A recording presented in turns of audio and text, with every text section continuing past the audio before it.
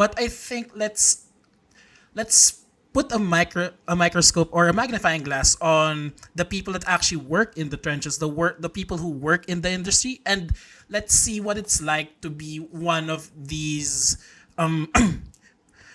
builders inside this space, or what's it like working within the whole crypto and web3 industry. And with that, I'd like to open up the floor to everyone else in the rest of the team, rather, for this next segment of our episode. So when we talk about working in crypto and web3, the first thing that comes into mind is that, oh, I can code, I can create all these blockchain specific technology, smart contracts, but basically the industry is more than just the technical aspect of it. And I'd like to ask Shrish, one of our video editors as well, to talk about what it is like to work in the crypto and web3 industry without being part of that technical aspect, so to speak. So Shrish, go ahead. So I think the biggest, so obviously as you said, because I don't get to work with the technical aspects of Web3 and blockchain and crypto.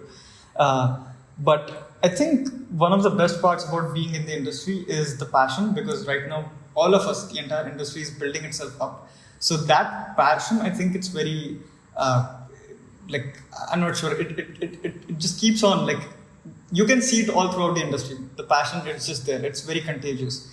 And on top of that, I think certain fundamentals of being in the Web3 space, for example, being decentralized and all the other things, I think specifically speaking about our company, I think even though we have changed quite a lot ever since I joined, I think it's been over 2 years now, almost. So we have changed quite a lot, but yet we have stuck by the fundamentals of Web3 and the ideology which with Lisa started the company.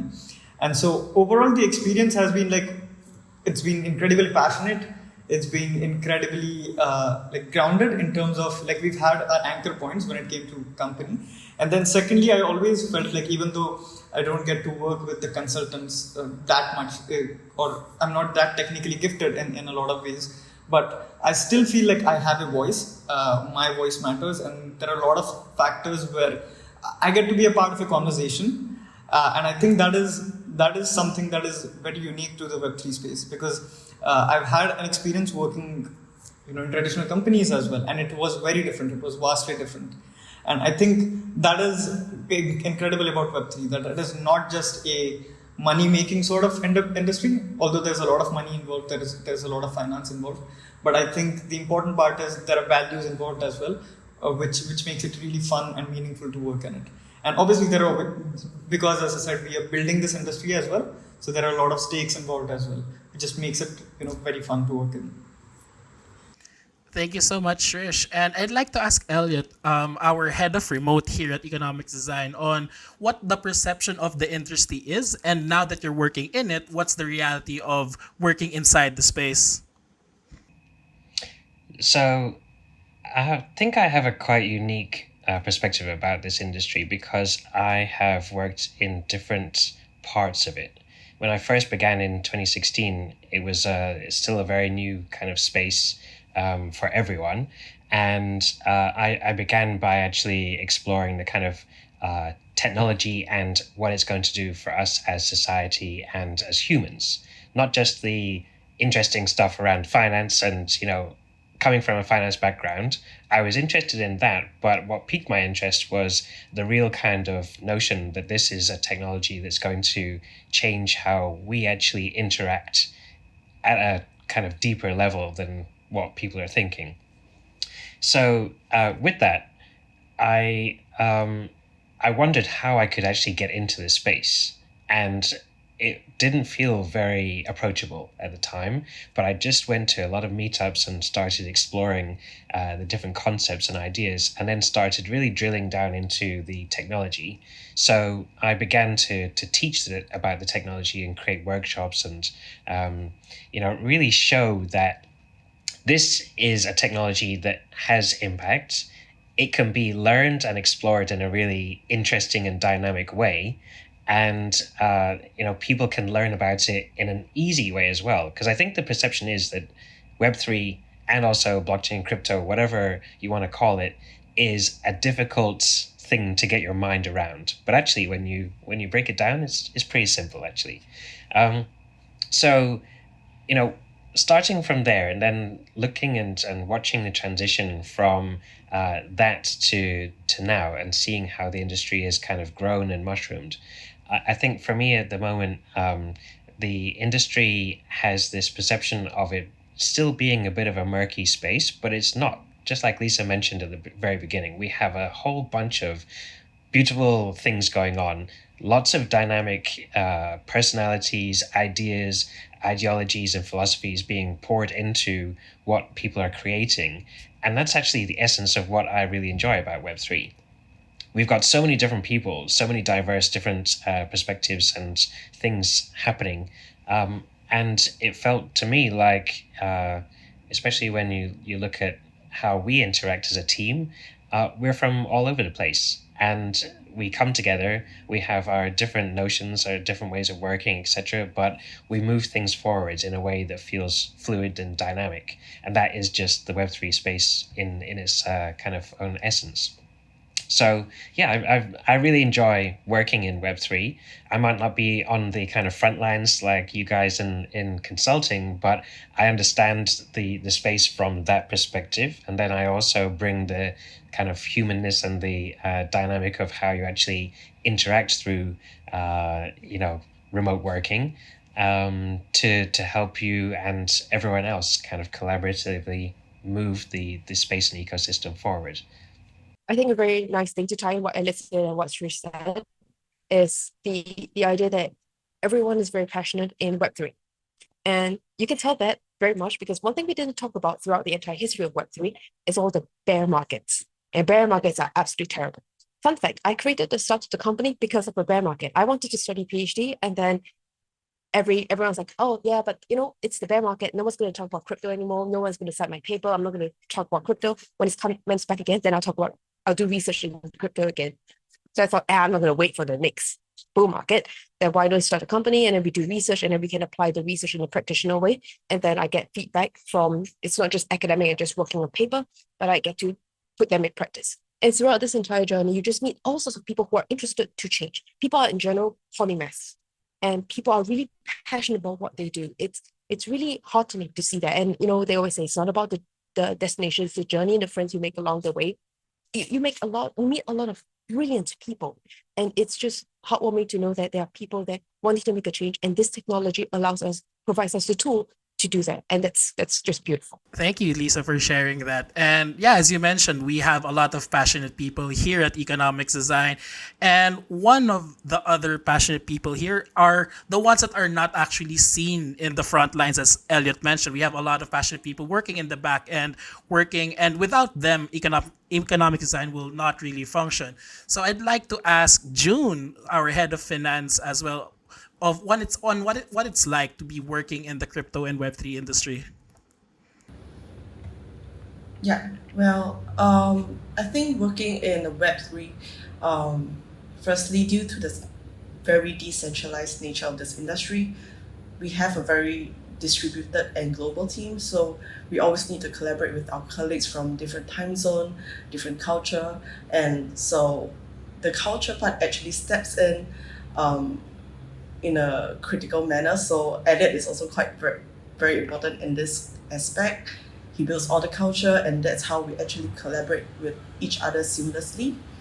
So another thing I would say is that because this space, the regulation is still ever evolving, so the consultants need to be very well versed in the legal, the compliance aspects of the blockchain. So for finance, although we do not deal with this directly in the front line, but we need to understand how all these may impact the financial aspects of the company in the short run and in the long run. Yeah. Well, we had some we spent a lot of time just because we have a third party like CopSec, and they do our books as well. And we spent a lot of time educating them how to use MetaMask. And I had like several 2-hour sessions with them just to explain how MetaMask works, how transactions work, and how do they reflect in the book.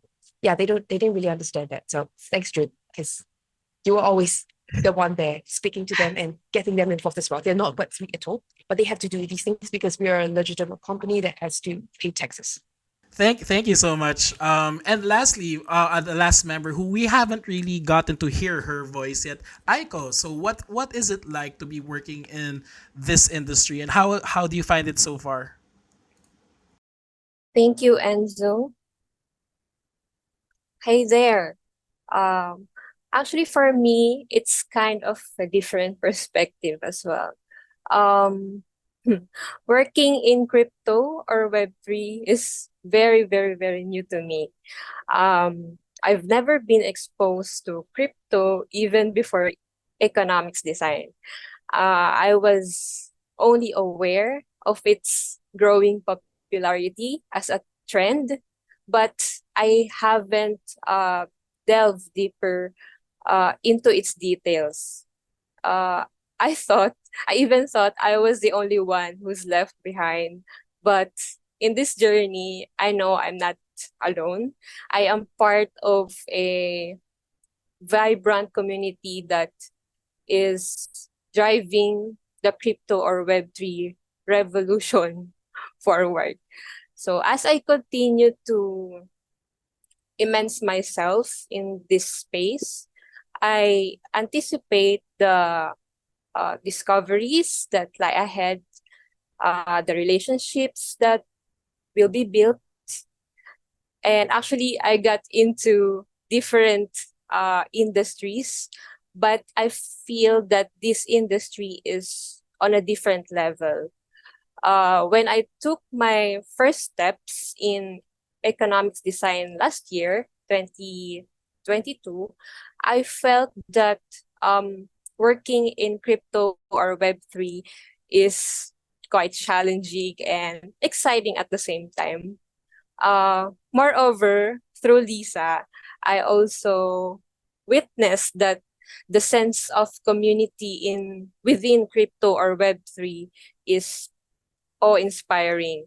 This community opens doors to connecting with like-minded individuals who share the same passion for this field.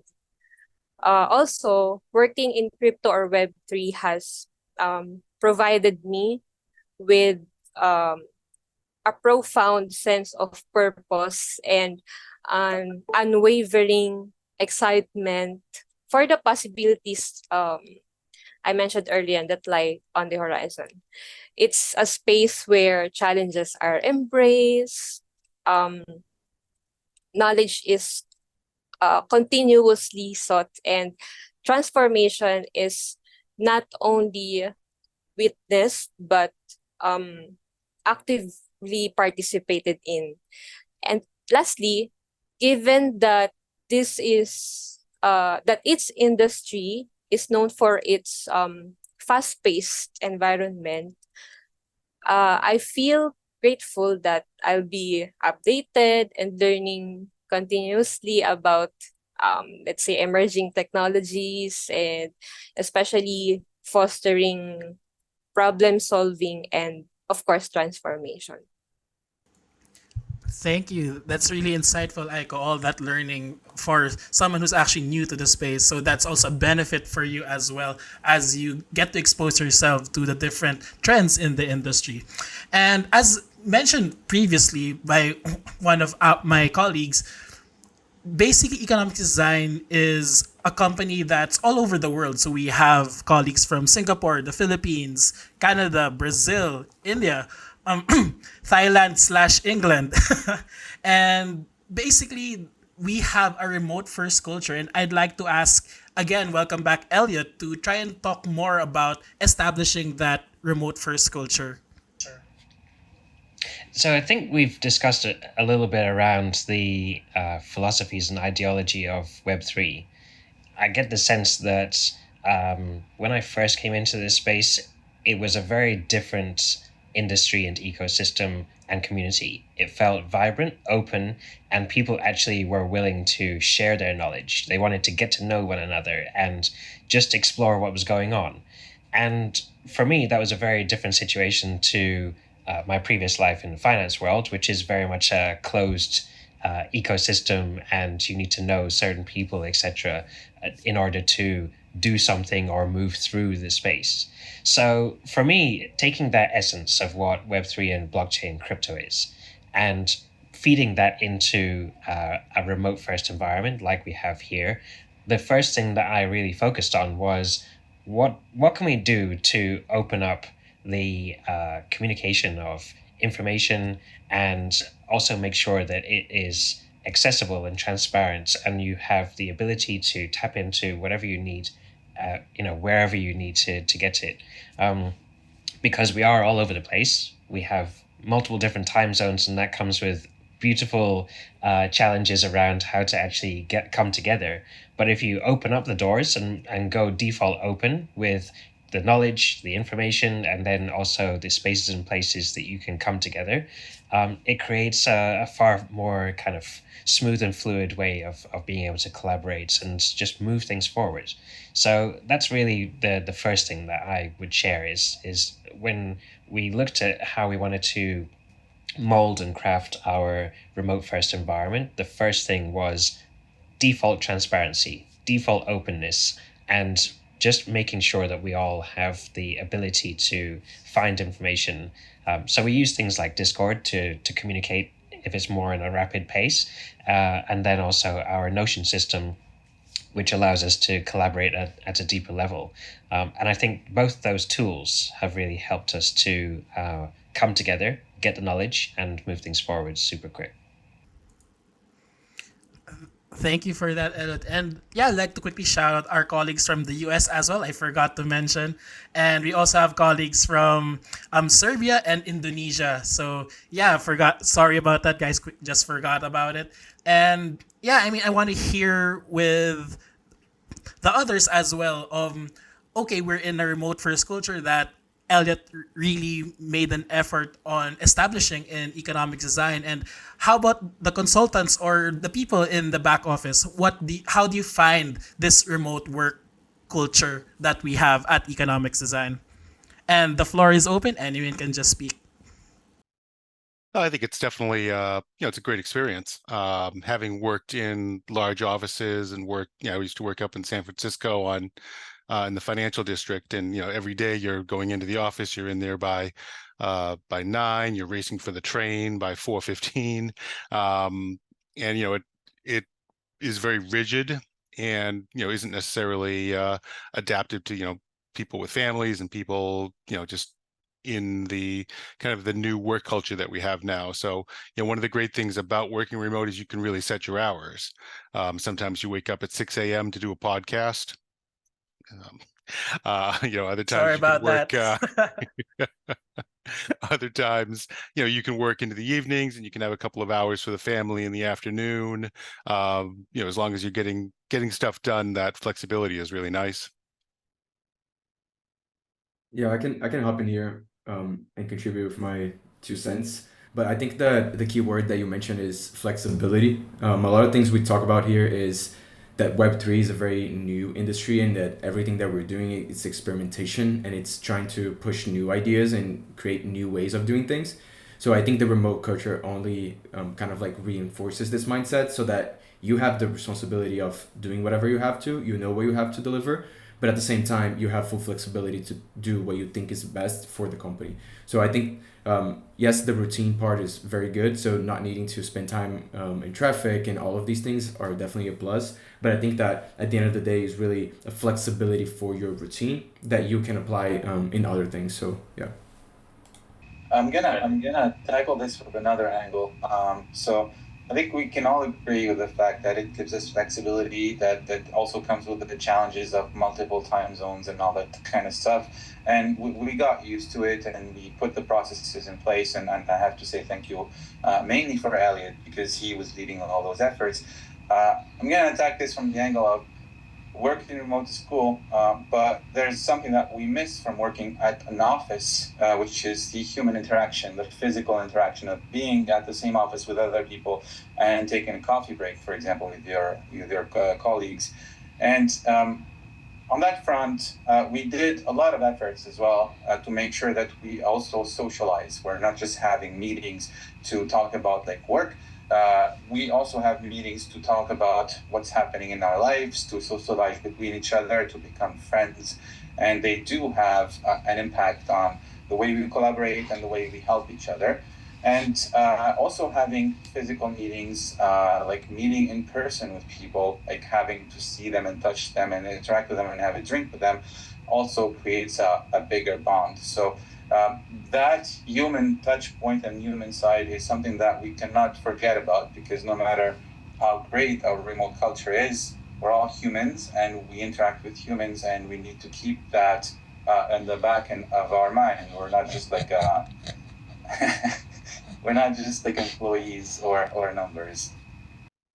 You made me. You just say touch them. It's so funny. I just imagine all of us coming inside like, yeah, touching each I'm not other. Socialize, a socialize with touchy type of everyone. guy, but like you get my point. Yep, and for the context of our listeners, we meet each other physically as well. Sometimes we get together in different conferences where we have the chance to work together physically and yeah, just bond together as well. And Kiefer, you were saying something?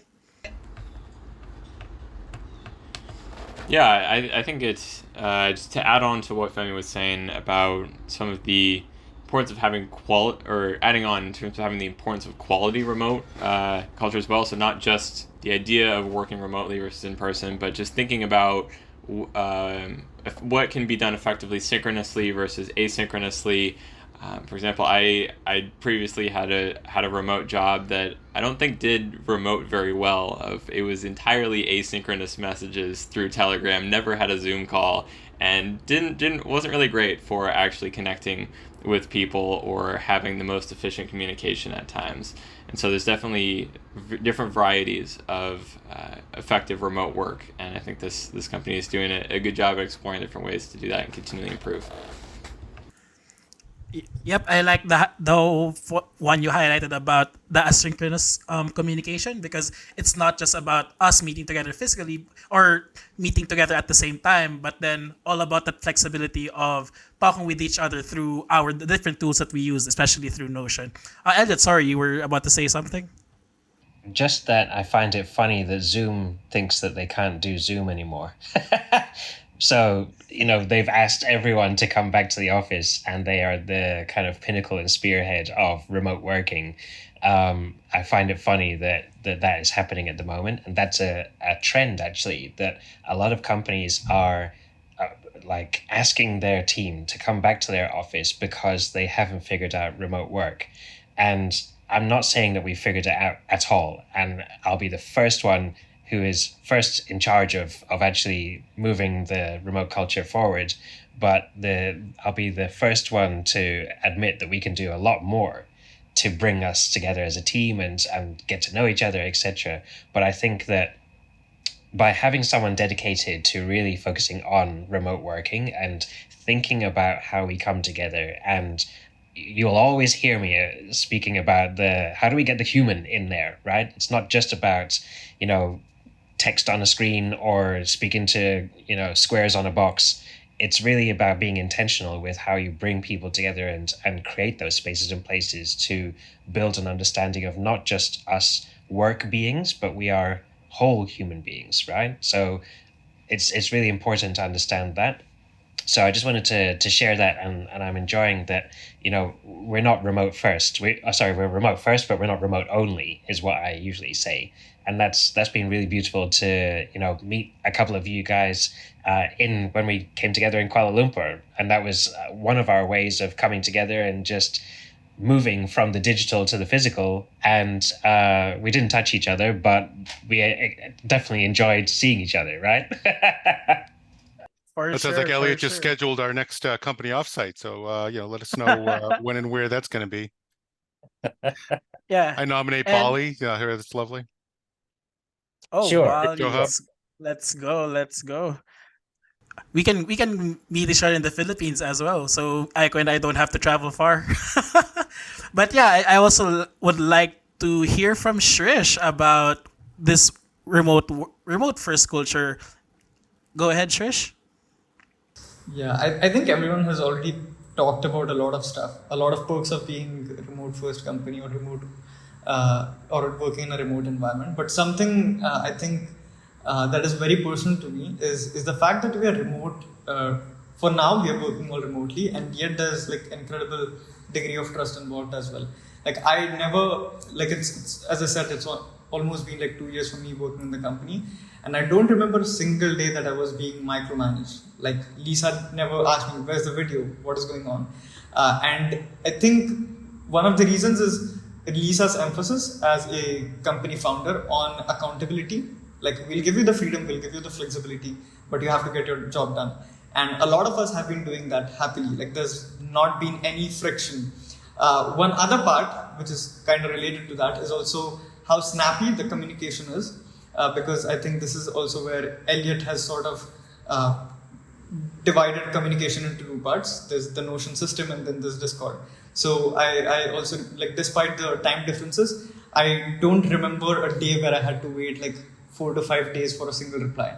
Almost all the time I get my answers and then I can move ahead with my work. Like I don't remember, despite being in this challenging position where we have team all over the world, I know that most of us will be sleeping right now, as Rob also said that it's 6 a.m. for him right now, and yet it's fascinating how we're all putting in efforts into communicating as well, which is kind of not talked about enough at times, because you couldn't always, like, it's very possible for people to say that, hey, it's 5 p.m. or 6 p.m. already, it's over, I'm done with work, yeah. So what, even then I think there comes the passion, there comes the trust, and there comes the company culture that Elliot has managed to grow in the company, where we care for what other team members are doing. We really care about how the videos are doing and what the consultants are doing and how they're managing their day. And one other thing which is again linked to that is the fact that we also, like, the leadership of the team takes care of individual team members through one-on-ones, which is I think it's a very own thing, because I haven't seen a lot of companies do that yet, but that is where we discuss about how we're doing professionally, personally, mentally, and I really look forward to that time of the week oftentimes, where I get to share about how things have been going, and then I also get clarity about how things are going on the upper end of the company and all those things. So it's been a beautiful experience. There's a lot of compassion, there's a lot of consideration involved, and obviously there's a lot of trust involved as well. Like our processes are almost all the time on point and on time, which is really something that's overlooked. Yeah. Thank you. And I like to highlight basically the fact that it's that the term work-life balance has changed a little bit. It's now more of like work-life integration. As you mentioned, Trish, like it doesn't matter if it's like, for example, for us it's 11 p.m. here. For Rob it was like 6 a.m. But then because we all would like to contribute for the benefit of the company and we just like each other, we don't mind basically going up or staying up for these awkward hours. And speaking of awkward hours, like I want to hear from Aiko. Aiko, you work closely with Lisa, and Lisa's been traveling the world lately. So like in terms of remote work culture, how is your perspective on that whole time zone differences, and yeah, just being able to communicate, especially with Lisa, throughout this whole process? Yes, actually, I have to admit that it's been tough. It's overwhelming. But of course, since we're in a Web3 industry, we're in a remote culture where we are in a different time zone, we have, of course, to adjust. I have to adjust with the time. And you know what? I have this tool that I've been using, that the time zone converter, something like that. And it's my tool it's like a reference for me that, okay, this is the time zone in US, in Canada, in Brazil. So what is the time that it's really aligned to everyone? So it's very, very helpful for me. I would also like to share something about ED's remote first culture. Actually, it's etched in my heart now. It's the VUCA environment. Lisa mentioned this before. This VUCA environment, it's the volatile, uncertain, complex and ambiguous environment. This is where we can also we can make mistakes and learn from them.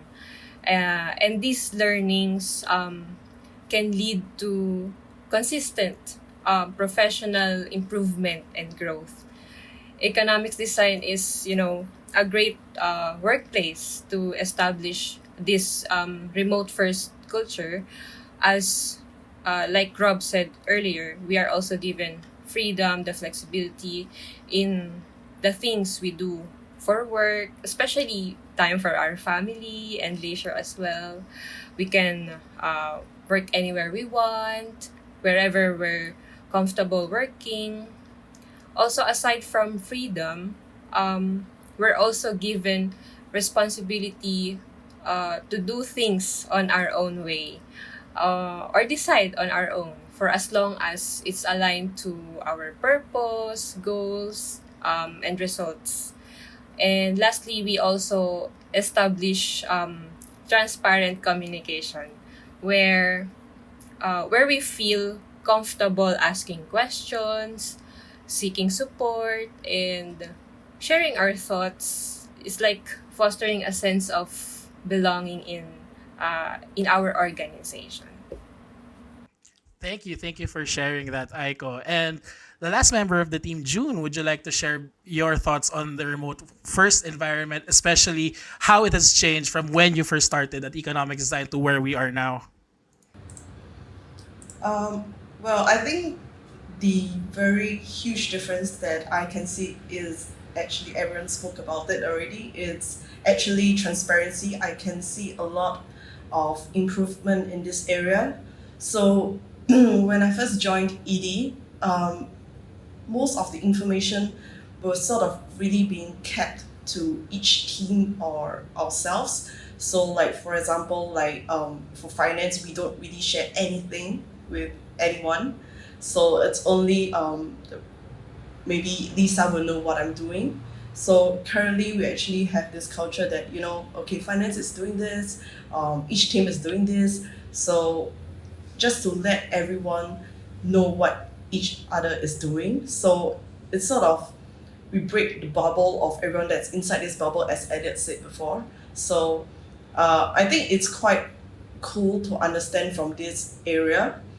And also, I think what I can really speak about our remote culture is that because it's something that's still quite new, so it's very different from traditional companies where right now we actually do have a say in the culture aspect.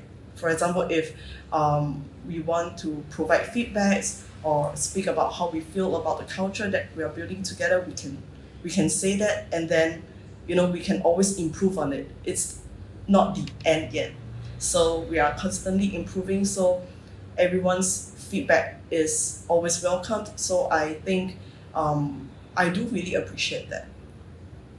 Thank you so much, June. And unfortunately, we're coming up on the 1 hour mark here on our episode. But before we end, I just like to ask an open question to our speakers, our guests for today, on some parting thoughts before we end the session. So, one quick, maybe 1 2 minute to anyone who wants to speak. Go ahead, guys. Absolutely. I'll jump in here. I think the important thing for folks in the Web3 space to remember is that there will definitely be ups and there will be downs. But you just have to kind of keep the faith. And I think as long as you are working on something that you're passionate about and that you believe in, then you can definitely make something great no matter where the market is, and kind of be ready for the happy days that are hopefully to come. They will come. We know for sure. After every bear market, there's a bull phase, and it's coming pretty soon. We can smell it. And I just want to wrap with an advice. I got robbed and scammed and lost a lot of tokens because I'm a true regen. So my advice is do your research, be safe, and make sure that you don't come to FOMO and just like do things that make sense. If it's too beautiful, usually it's bad. Yeah, Femi, after the call here, I've got a project I wanted to talk to you about. It's your own token. I'm Oh, buying. yeah. Go ahead, Kiefer. Don't dwell too much on the missed opportunities or the things that were done badly. Like there's a lot of things that you can, a lot of opportunities for anyone who's been in the space long enough that you missed, and just think forward to the future. Don't dwell on the things that went wrong. Just continue to think about how to improve your decisions going forward. You can only and think about, did you make a good decision based on the information that you had on the time, not what the overall output was. And so just make sure you're being fair to yourself and continuing to learn and improve your decision making processes. Gio, do you have any final points? Absolutely, I can add a little bit here. I think for me, my piece of advice, my 2 cents, would be to really, if you are working in Web3 or if you intend to work on Web3, just study and understand the ethos of the industry. I think that's one of the things that a lot of people don't really get to until they're in, and then they're a little bit scared. So take a look at the ethos, see if it fits with your personality, with what you believe, because I'm sure that if you have this clear in your mind, it would help you a lot in work if you do here, or just as a hobby if you like to keep up with the trends, so you understand things a lot better if you are within the ethos and the culture of this sector. June, any last thoughts for you? Anything you want to say to our viewers before we end?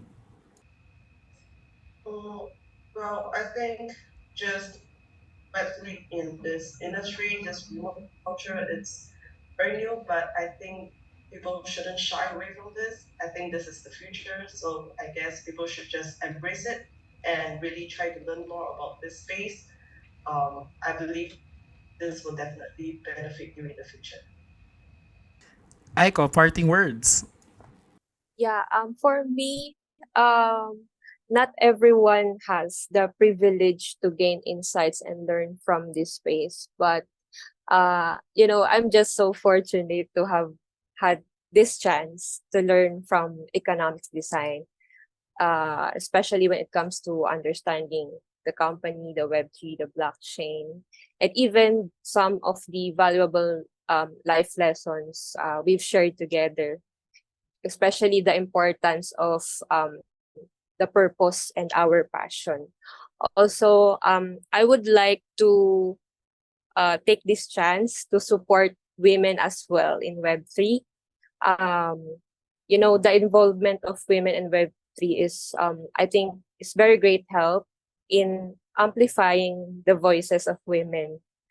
This not only support the equality, but also I believe it will unlock the full potential of Web3 technologies that benefits everyone.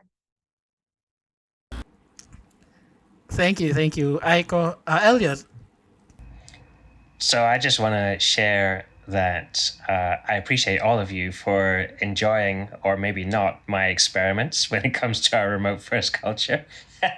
So thank you for being part guinea pigs and parts willing participants to actually enjoy and explore what we're doing here at Economics Design. And I guess just following on from what you shared there, Aiko, I want to share that, if you want to come and join Economics Design, we are always hiring, and meeting different people as we go through this journey.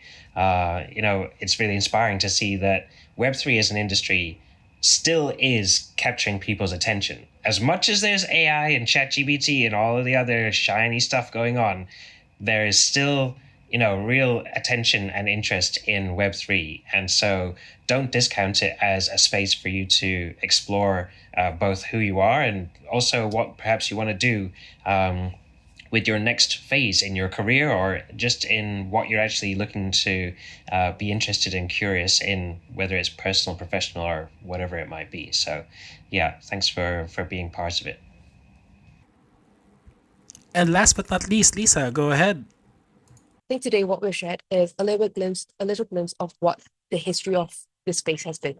the space is not stopping. There's no way to stop. This is a natural evolution of what the internet is. It's good to come in now because it's almost like the start of the financial system, where when finance first started, they hired a lot of mathematicians, biologists, chemists, and physicists coming in to create all these derivative structures. And today, this traditional finance system and traditional financial system is really very mature. So to enter crypto right now is to be part of the next phase in history, but it needs still a lot of growth, a lot of new technology, and a lot of new opportunities to explore. I think that's a very unique opportunity that we're at right now. I think AI is part of the tool set. It is not the main channel, and it will feed into all these new other variations and new other protocols that will come. So I'm really excited about what the next couple of years will be. And I think the growth will be quite unstoppable. Okay, thank you so much, everyone, for taking the time out of your busy schedules and joining us for this podcast. Before we end, I'd like to invite everyone who is looking to work inside Web3 to take a look at the Economic Design website to check if there are any openings and if you think you're a fit for us, or if you think that you're a fit for the culture that we have here, please do not hesitate and apply to the open positions that we have. And with that, again, thank you to my colleagues for joining us here today. And with that, I'll be wrapping up. Thank you for joining us for the 100th episode of the Economics Design Podcast. GM, and thank you again, everyone. Thank you, Enzo. Thank you, everybody.